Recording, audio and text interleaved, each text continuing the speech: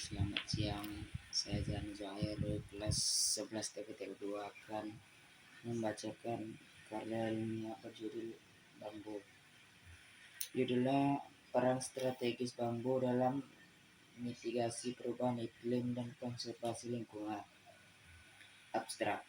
Bambu memiliki potensi ekologis yang besar, namun seringkali dipandang sebelah mata. Penelitian ini bertujuan untuk mengkaji peran tanaman bambu dalam mendukung pelestarian lingkungan. Melalui metode studi literatur, ditentukan bahwa bambu efektif dalam menyerap karbon dioksida serta mencegah erosi tanah melalui sistem akarnya yang rapat. Dapat menjaga ketersediaan air tanah. Kesimpulannya, integrasi bambu dalam program penghijauan merupakan langkah strategis yang berkelanjutan untuk mitigasi perubahan iklim. 1. Pendahuluan. Krisis iklim global menuntut solusi berbasis alam yang cepat dan efisien. Di tengah maraknya program penanaman pohon kayu keras, bambu atau Bambusoi Dayae muncul sebagai alternatif yang menjanjikan.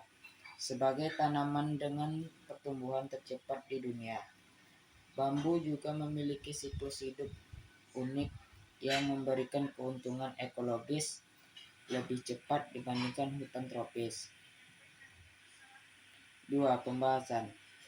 1. Penyerapan karbon yang efektif. Bambu mampu menyerap karbon dioksida dan melepaskan hingga 35% oksigen lebih banyak ke atmosfer dibandingkan dengan area pohon kayu keras yang setaranya. Karena pertumbuhannya yang cepat, biomasa bambu justru mengunci karbon dalam waktu singkat, menjadikannya penyaring udara alami yang andal. 2. Konservasi tanah dan air. Sistem akar rimpang atau rizoma milik bambu membentuk jaringan anyaman yang padat di dalam tanah. Jaringan ini berfungsi gila dalam mengikat partikel tanah, sehingga secara drastis menurunkan risiko erosi dan tanah longsor di lahan yang miring.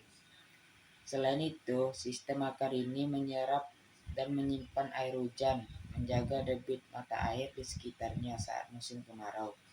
Restorasi lahan gradasi. Bambu dapat tumbuh di tanah yang miskin hara atau lahan bekas tambang.